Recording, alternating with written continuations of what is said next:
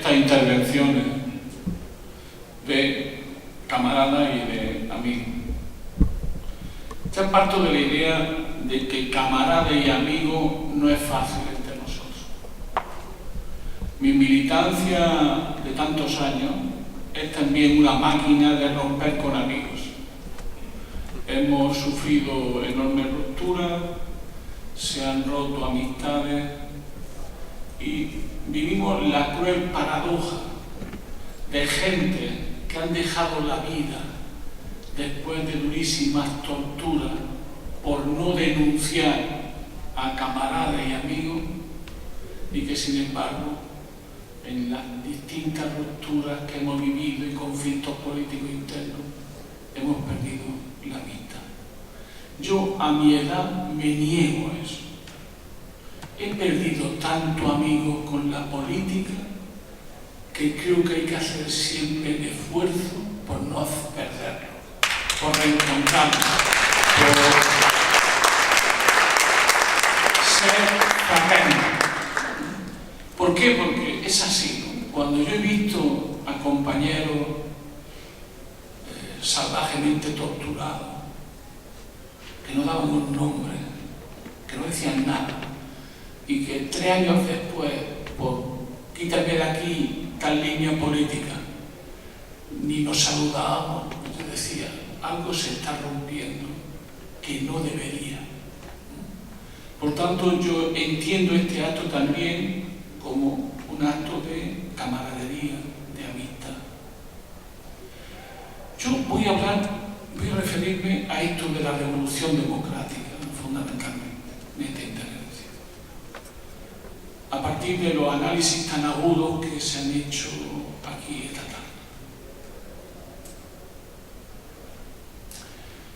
¿Por qué una revolución democrática y no otra cosa?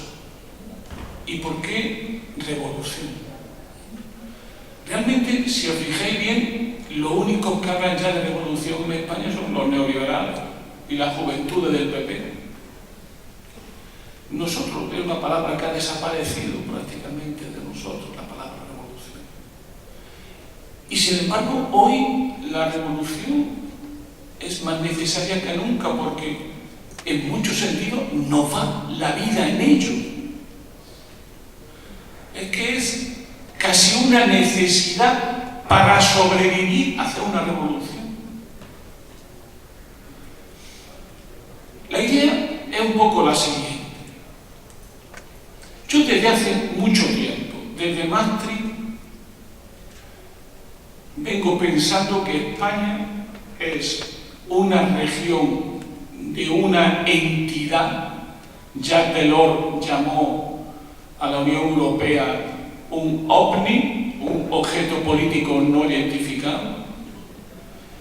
Y quiero decir que para mí España desde hace mucho tiempo, esa fue mi consecuencia del debate sobre Maastricht, no es un Estado soberano, es una región de una entidad oligárquica profundamente antidemocrática que se llama la Unión Europea.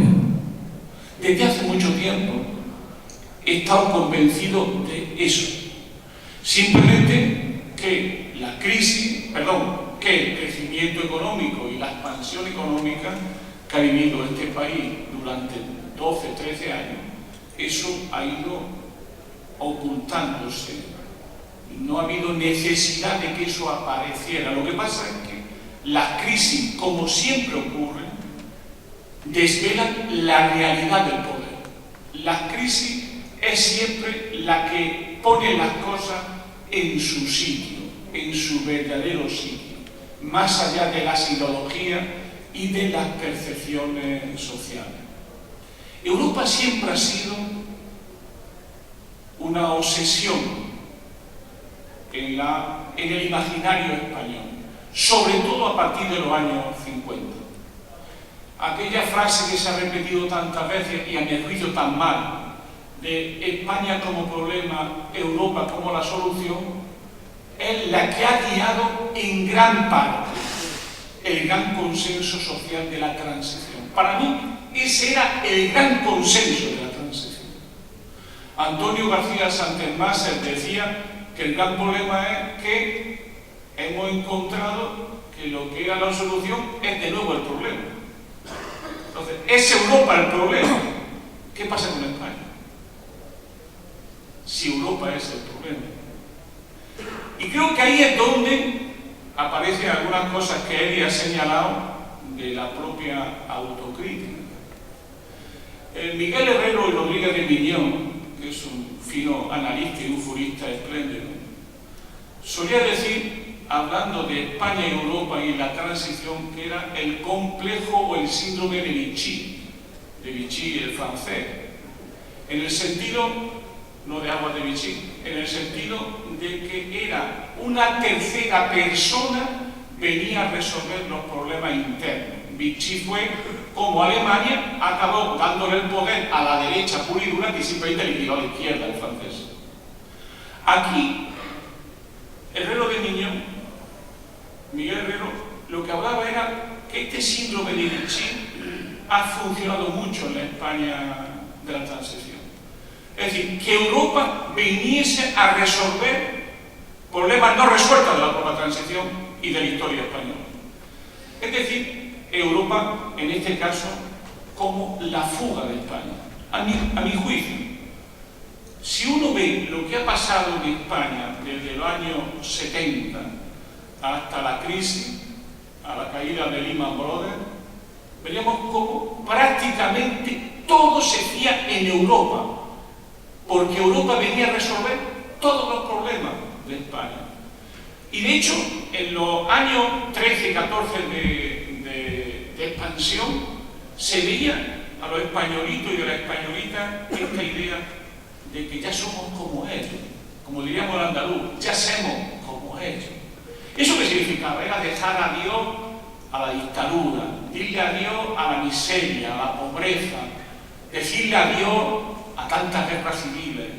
Europa nos va a salvar.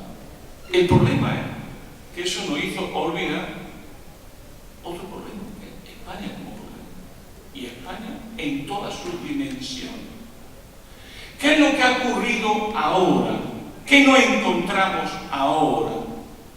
Nos encontramos que esta Europa, que era la solución a nuestros problemas, se está convirtiendo en un problema que nos está haciendo transitar hacia el subdesarrollo y la miseria.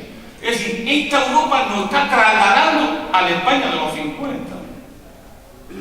Y eso sí que es un drama histórico, pero sobre todo rompe un imaginario social que ha guiado la transición política española y el mismo concepto de democracia que tenemos. ¿Dónde está mi visión autocrítica desde los años 90? Tiene que ver fundamentalmente con esta concepción europea, con esto que se ha llamado, y que yo creo que es una ingenuidad pasmosa también mía, el federalismo europeo. Esta idea de que cada avance que hacíamos en la integración europea era el camino irreversible a los Estados Unidos de Europa como una federación soberana que iba a jugar un rol positivo en las relaciones internacionales y que nos iba a desarrollar homogéneamente a todos. La realidad es que este artefacto, esta entidad desconocida pero instrumento de dominio, lo que al final es un organismo oligárquico dirigido y dominado por un Estado-nación que tiene una política de Estado-nación en Europa, que es Alemania. Tan simple como es. La paradoja, ¿dónde está? Todos renunciamos al Estado-nación, todos decimos que el Estado-nación no sirve, pero estamos al servicio del desarrollo de un Estado-nación que tiene intereses nacionales desde un punto de vista geoestratégico que lo convierte además en un protectorado.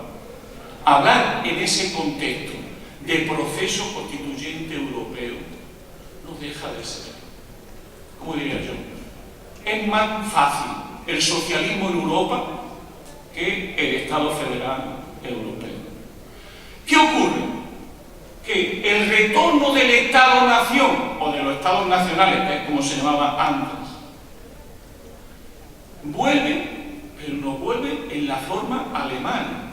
Y no es casualidad que el capitalismo ordoliberal alemán, desde intereses geopolíticos y geoestratégicos alemanes, tenga como objetivo ahora liquidar al único Estado-Nación que le puede hacer sombra a Europa, que es Francia. Y hoy nos encontramos que el Estado-Nación alemán desarrolla desde los años 90 una estrategia de competición nacional en el seno de la Unión Europea. Eso es inviable cualquier integración. No solo porque ha hecho dumping social durante años Alemania, no solo porque Alemania tiene una estrategia neomercantilista, sino porque las estructuras que hoy dominan la Unión Europea sirven homogéneamente a los intereses nacionales del Estado nacional alemán. Eso es un giro copernicano en la construcción europea y nos plantea a todos los estados en general, pero a la periferia del sur, el problema de nuestro futuro. ¿Cuál es para mí el problema decisivo de España hoy? El problema principal. Lo demás creo que es secundario. Es ¿qué papel va a jugar España en la división del trabajo que está estructurando la Europa alemana? ¿Qué papel va a jugar este país? Y por tanto, ¿qué futuro tendrá este país en esta Europa neoliberal dirigida por el Estado alemán y cuyas instituciones están fundamentalmente el Banco Europeo y la moneda del euro en el centro de toda esa dominación alemana? Hace poco se ha dicho que Alemania, sacando un viejo concepto, tenía un poder estructural en Europa. Básicamente, el que tiene poder estructural es el que tiene capacidad de fijar las reglas del juego. Todas las reglas del juego que desde Maastricht aquí se han ido aplicando son reglas del juego que benefician los intereses de la gran patronal alemana, del Estado alemán y de los poderes económicos internacionales. Y en ese contexto es lo que hay que ver hoy la crisis profunda que vive la Unión Europea, que siempre se confunde con Europa. Yo nunca la confundí. Una cosa es Europa y otra es la Unión Europea. Desde ese punto de vista, el problema es ¿qué papel, qué futuro tiene España? ¿Por qué? Porque antes se ha dicho, la crisis no es un momento de parálisis, no, la crisis es una transformación, además radical y acelerada de la historia. Y este país, después de 5 años de crisis, ya no es el mismo. Y el pasado no volverá. ¿Qué país es el que va a quedar en esto que se llama la salida a la crisis? Ya lo estamos configurando. Un país con una base industrial estrecha y muy dependiente. Un país con un sector servicio hipertrofiado, ligando de nuevo, como lo está haciendo este gobierno, sector inmobiliario con el turismo, intentando que eso funcione. Quizá la quintaesencia de eso sean 2 cosas. La ley de costas, que de nuevo ha puesto el PP en marcha, y segundo, el proyecto de Eurovegas en Madrid. Eso es la mejor manera de entender el tipo de estructura productiva. Pero esa estructura productiva determina una estructura social. Esa estructura productiva determina un determinado modelo de sociedad. El neoliberalismo es contrarrevolucionario porque el neoliberalismo pretende hacerse irreversible. O sea, la contrarrevolución neoliberal tiene un contenido de irreversibilidad, cosa que no ha sido así el Estado social, frente a lo que pensaba Marshall. El Estado social se demuestra que es reversible, pero el neoliberalismo es lo que pretende hacerlo irreversible. En eso la construcción europea es el mecanismo fundamental de esa irreversibilidad. ¿Por qué? Y ahí está la clave. Porque desconecta a la soberanía popular de las decisiones económicas fundamentales. ¿Quién es el padre real de esta Unión Europea? Son las tesis de von Hayek en los años 40 del federalismo europeo. ¿Y cuál era la quinta esencia de ese federalismo europeo? Era muy simple. Era tan simple como la siguiente: evitar que la política, como decía Hayek, contamine a la economía. Es decir, que la soberanía popular decida la política económica y los grandes criterios económicos, que era el gran miedo de los neoliberales, sobre todo a partir de la Segunda Guerra Mundial y de la derrota del nazifascismo. ¿Qué es lo que ellos querían? Una democracia limitada. ¿A qué? A que no controle a los poderes económicos, a lo que ellos llaman el mercado. Por lo tanto, la Europa que se ha construido es el principal instrumento para intentar y conseguir desconectar a la soberanía popular de las grandes decisiones económicas, de las grandes decisiones políticas. Despolitizar la economía y naturalizar la política económica neoliberal. Desde ese punto de vista, volviendo a España, está evidente, parece evidente, que la España que se está construyendo en la crisis no solo va a tener un sistema productivo profundamente dependiente y subdesarrollado, sino que será una España sin derechos sociales, una España con trabajo que será una nueva forma de servidumbre y lo fundamental, con una democracia de baja intensidad, para decirlo con palabras claras, una democracia limitada y oligárquica. Ese es el futuro que se está construyendo en la crisis. Por eso viene lo de la revolución democrática. No basta solo reclamar el viejo Estado social. Hace falta mucho más. Hace falta plantearse en serio el problema del poder. Lenin solía decir que una fuerza política era seria cuando se planteaba en lo profundo el problema del poder. Hoy, de nuevo en Izquierda Unida, eso me parece excelente, se está planteando el problema del poder.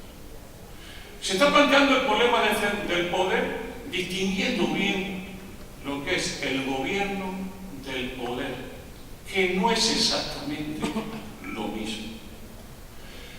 Y la pregunta que habríamos que tener es la siguiente: ¿qué poder tiene hoy el gobierno de eso que llamamos España? Muy poquito poder.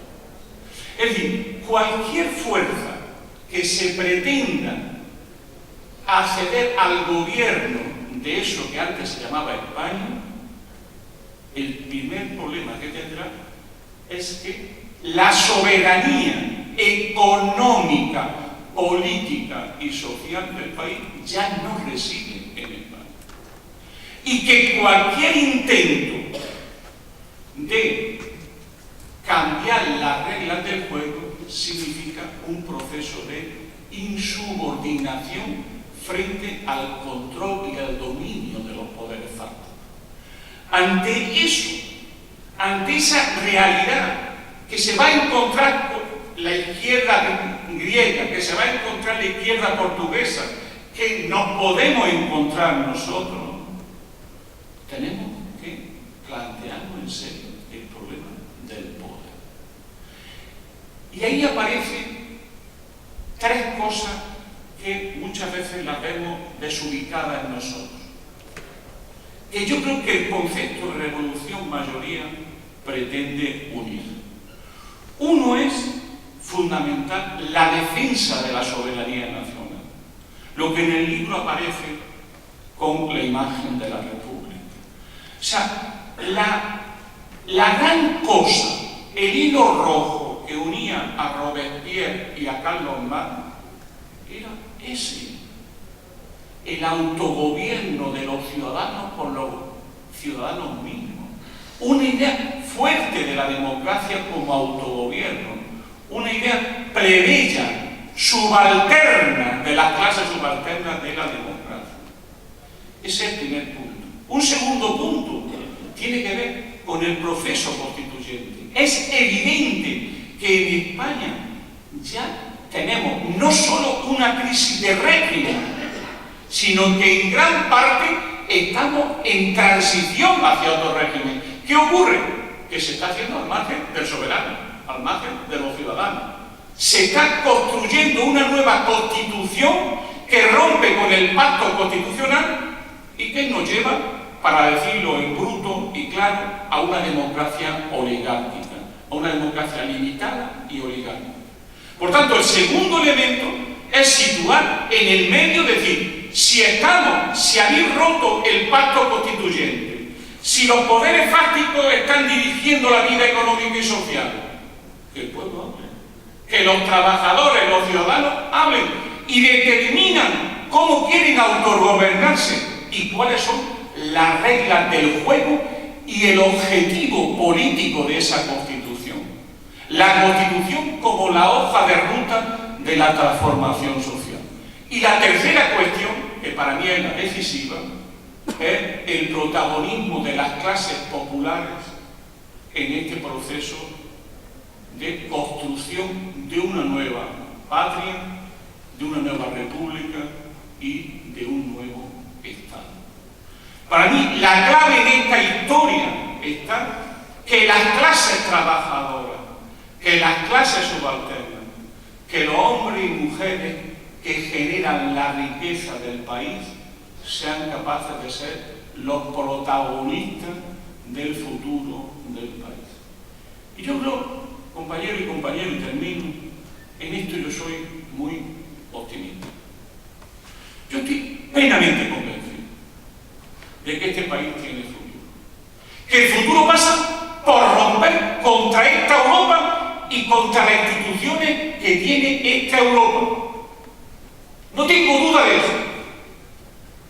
Y generar un nuevo Estado, un nuevo país que recoja naciones y nacionalidades de este mundo plural que es España, hacia una república federal y solidaria.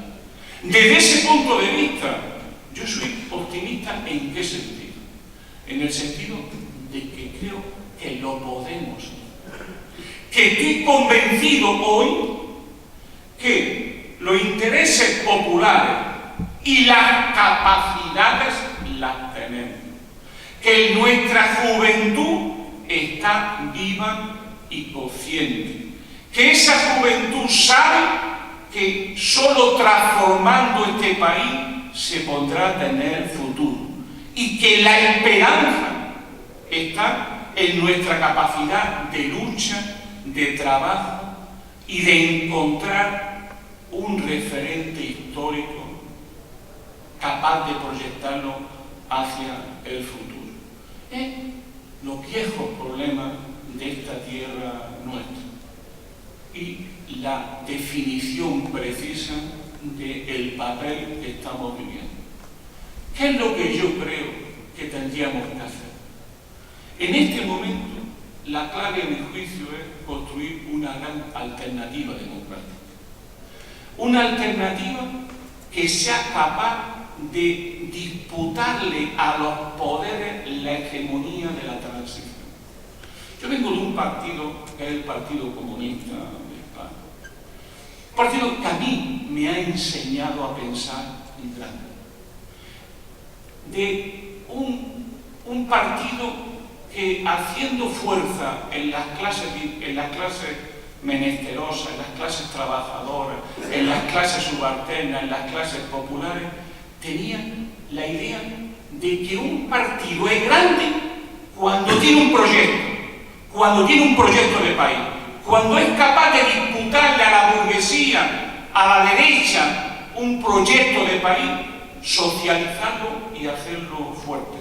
Yo creo que esa es, en el fondo, lo que nos corresponde en esta etapa. En la transición, en un momento tuvimos eso. Yo creo que aprendiendo de la transición, ahora deberíamos desplegar de nuevo toda esta capacidad de ilusión, de esperanza que existe en nuestro pueblo.